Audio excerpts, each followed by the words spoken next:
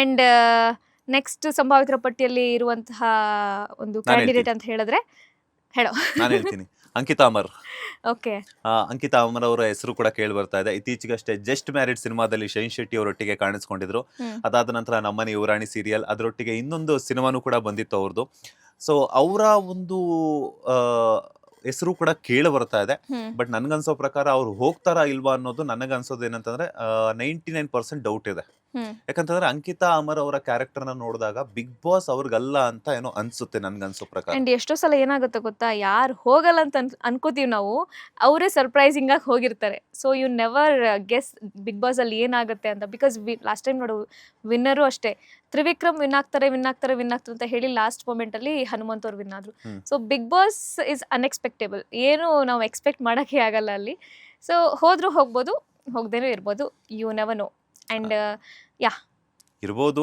And ಯಾಕಂತಂದ್ರೆ ಹೋದ್ರೆ ಅವ್ರವ್ರ ಒಪಿನಿಯನ್ ಇದೆ ಎಂಡ್ ಆಫ್ ದ ಡೇ ಬರುವಂತದ್ದು. ಯಾಕಂತಂದ್ರೆ ಇವಾಗ ನನಗೆ ಅವಕಾಶ ಕೊಟ್ರೆ ನಾನು ಸ್ವಲ್ಪ ಯೋಚನೆ ಮಾಡ್ತೀನಿ, ಹೋಗ್ಲಾ ಬೇಡವಾ ಅಂತ ಹೇಳ್ಬಿಟ್ಟು. ಸಿಕ್ಕಿರುವಂತ ಚಾನ್ಸ್ ನಾವು ಯಾಕೆ ಮಿಸ್ಯೂಸ್ ಮಾಡ್ಕೋಬೇಕು ಅನ್ನೋಂಥದ್ದು ಇರುತ್ತೆ. So end of the day family ಕಡೆ ಇವ್ರ ಕಡೆಯಿಂದನೂ ಸಪೋರ್ಟ್ ಇದ್ದು ಹೋಗಿ ಅಂತಂದ್ರೆ ಹೋಗಬಹುದು, ಹೇಳಕ್ಕಾಗಲ್ಲ. ಯಾಕಂತಂದ್ರೆ ಲಾಸ್ಟ್ ಒಂದೆರಡು ಸೀಸನ್ಗಳ ವಿನ್ನರ್ಗಳ ಆಗಿರುವಂತವ್ರು ಕೂಡ ಲಾಸ್ಟ್ ಮೂಮೆಂಟ್ ಅಲ್ಲಿ ಬಂದಿರುವಂತವ್ರೇನೆ. ಕಳೆದ ಸೀಸನ್ ಆಗಿರ್ಬೋದು, ಅದ್ರ ಹಿಂದಿನ ಸೀಸನ್ ಆಗಿರ್ಬೋದು, ಲಾಸ್ಟ್ ಮೂಮೆಂಟ್ ಅಲ್ಲಿ. ಇವಾಗ ಎಕ್ಸಾಂಪಲ್ ನಾವೇ ತಗೊಳ್ಳೋಣ, ಯಾರು ಇದು ಲಾಸ್ಟ್ ಸೀಸನ್ ಅಲ್ಲಿ ಹನುಮಂತ್ ಅವರು ವೈಲ್ಡ್ ಕಾರ್ಡ್ ಮೂಲಕ ಎಂಟ್ರಿ ಕೊಟ್ರು. ವೈಲ್ಡ್ ಕಾರ್ಡ್ ಮೂಲಕ ಎಂಟ್ರಿ ಕೊಟ್ಟು ವಿನ್ನರ್ ಆಗಿರುವಂತದ್ದು ಮೊದಲ ಕಂಟೆಸ್ಟೆಂಟ್ ಇವರು. ಸೊ ಈ ತರ ಆಗಿದೆ ಅಂತ ಹೇಳಕ್ಕಾಗಲ್ಲ. ಸೊ ಯಾವ ಮೂಮೆಂಟ್ ಹೆಂಗ್ ಬರುತ್ತೆ ಅಂತ ಹೇಳಕ್ಕಾಗಲ್ಲ. ಅಂಡ್ ಮನಸ್ಸು ಕೂಡ ಚೇಂಜ್ ಆಗ್ಬೋದು, ಹೋಗ್ಬೇಕು ಅಂತ ಅನ್ಕೊಳ್ಳಬಹುದು, ಅನ್ಕೊಳ್ದೇನು ಇರಬಹುದು. ಸೊ ನೆಕ್ಸ್ಟ್ ಕಂಟೆಸ್ಟೆಂಟ್ ಯಾರು ಇರಬಹುದು ಅಂತ. Next one of the cutest heroines in ನಮ್ಮ ಸ್ಯಾಂಡಲ್ವುಡ್ ಅಂತ ಹೇಳಿದ್ರೆ ಅವ್ರು ಅಮೃತಾ ಅಯ್ಯಂಗಾರ್ ಅವರು. ಹೆಸರು ಕೇಳ್ತಿದ್ದಂಗೆ ಕೆಲವ್ರಿಗೆ ಚಿಟ್ಟೆ ಬಿಟ್ಟಂಗೆ ಆಗಿರುತ್ತೆ.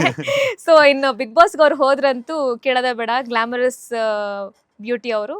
ಸೊ ನಿಂಗೂ ಫೇವ್ರೇಟಾ ಹೆಂಗೆ? ಫೇವ್ರೇಟ್ ಅಂತೇನಿಲ್ಲ, ನಾನು ಎಲ್ಲಾ ನಟಿಯರ್ನು ಇಷ್ಟಪಡ್ತೀನಿ. ಯಾಕಂದ್ರೆ ಯಾರಿಗೂ ಬೇಜಾರು ಮಾಡೋದಕ್ಕೆ ಇಷ್ಟಪಡಲ್ಲ.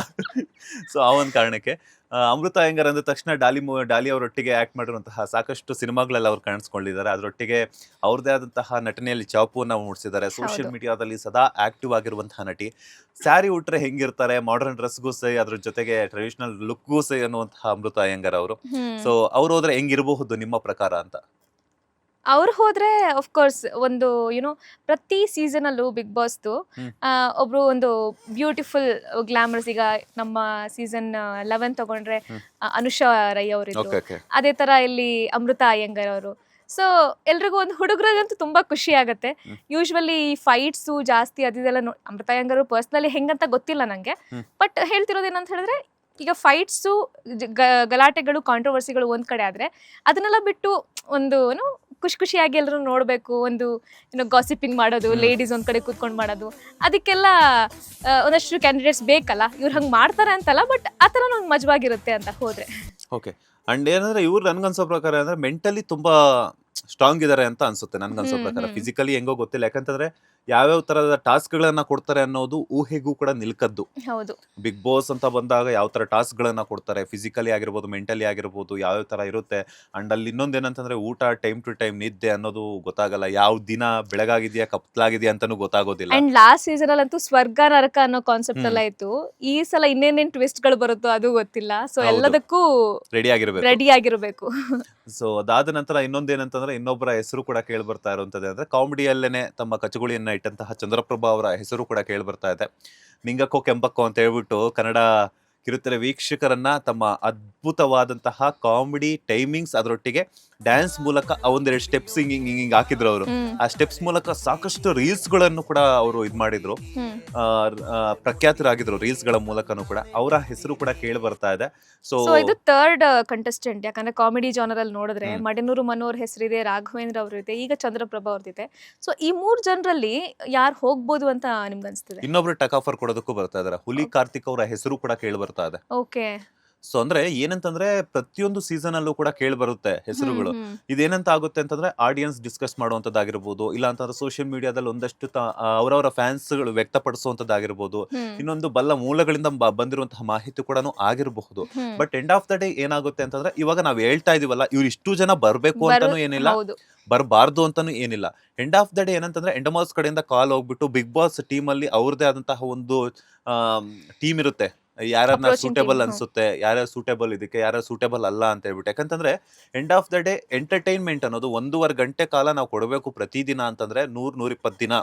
ಲಾಸ್ಟ್ ಟೈಮ್ ನಾವು 120 ದಿನ ಏನೋ ನೋಡಿದ್ವಿ. ಹೌದು. ಸೊ ಅಲ್ಲಿ ತನಕನೂ ಕೂಡ ಯಾರು ಎಂಟರ್ಟೈನ್ಮೆಂಟ್ ಕೊಡ್ತಾರೆ, ಅವ್ರ ಕೇಪಬಿಲಿಟೀಸ್ ಏನು, ಅವರ ಡಿಸ್ಅಡ್ವಾಂಟೇಜಸ್ ಏನು, ಅಡ್ವಾಂಟೇಜಸ್ ಏನು, ಇವ್ರನ್ನ ಕರ್ಕೊಂಬಂದ್ರೆ ಬಿಗ್ ಬಾಸ್ಗೆ ಏನೆಲ್ಲ ಪ್ರಾಫಿಟ್ ಆಗುತ್ತೆ ಲೈಕ್ ಎಂಟರ್ಟೈನ್ಮೆಂಟ್ ಅಲ್ಲಿ. ಅದ್ರೊಟ್ಟಿಗೆ ಏನಂತಂದ್ರೆ ಇನ್ನೂ ಒಂದೇನಂತಂದ್ರೆ ಇವ್ರು ಕರೆಕ್ಟ್ ಆಗಿ ಜನರಿಗೆ ಎಂಟರ್ಟೈನ್ಮೆಂಟ್ ಕೊಡ್ತಾರಾ ಇಲ್ವಾ, ಸಾಫ್ಟ್ ನೇಚರ್ ಇದೆಯಾ ಅಥವಾ ಸ್ವಲ್ಪ ರಗಡ್ ಆಗಿ ಎಲ್ಲದಕ್ಕೂ ಹೋರಾಡೋದಕ್ಕೆ ರೆಡಿ ಇರ್ತಾರ ಅನ್ನುವಂಥದ್ದು ನೋಡ್ತಾರೆ. ಸೊ ಅದೇ ಆ ರೇಂಜಿಗೆ ಬಂದಾಗ ಚಂದ್ರಪ್ರಭಾ ಅವರ ಒಂದು ಕಾಮಿಡಿ ಟೈಮಿಂಗ್ಸ್ ಅಂತೂ ಗೊತ್ತಿರೋವಂಥದ್ದಿದೆ. ಸೊ ಪಂಚ್ಗಳ ಮೂಲಕ ಎಲ್ಲ ಎಂಟರ್ಟೈನ್ ಮಾಡ್ಬೋದು ಅಂತಿದೆ. ಅದರೊಟ್ಟಿಗೆ ಹುಲಿ ಕಾರ್ತಿಕ್ ಅವರು ಕೂಡ ಇದ್ದಾರೆ. ಸೊ ನನ್ಗನ್ಸೋ ಪ್ರಕಾರ ಅಂತಂದ್ರೆ ಬರೀ ಕಮಿಡಿಯನ್ಸ್ ಗಳ ದರ್ಬಾರೆ ನಡೆಯುತ್ತಾ ಅಂತ ಒಂದು ಒಪಿನಿಯನ್ 4 ಬರುತ್ತೆ. ಜನನು ಹೋಗ್ಬೋದು ಅಂತೀರಾ? ಓದ್ಬಹುದು, ಹೇಳಕ್ಕಾಗಲ್ಲ. ಹೌದು. ಹೋಗ್ಬಹುದು ಅಂದ್ರೆ ಏನಾಗುತ್ತೆ ಅಂತ ನಾವು ಜಸ್ಟ್ ಈಗ ನಾವು ಡಿಸ್ಕಸ್ ಮಾಡ್ತಿದೀವಿ ಯಾರು ಹೋಗ್ಬಹುದು ಅಂತ. ಬಟ್ ಅಲ್ಲಿ ಹೋದ್ಮೇಲೆ ಗೊತ್ತಾಗುತ್ತೆ ನಮ್ಗೆ ಯಾರ್ಯಾರು ಹೋಗ್ಬಹುದು, ಹೋಗಿದ್ದಾರೆ ಅಂತ.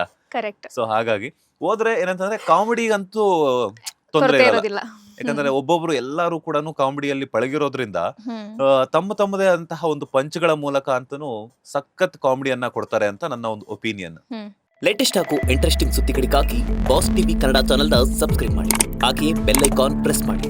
ಇದರ ಜೊತೆಗೆ ಫೇಸ್ಬುಕ್, ಇನ್ಸ್ಟಾಗ್ರಾಮ್, ಎಕ್ಸ್ ನಲ್ಲೂ ಮಿಸ್ ಮಾಡದೆ ಫಾಲೋ ಮಾಡಿ.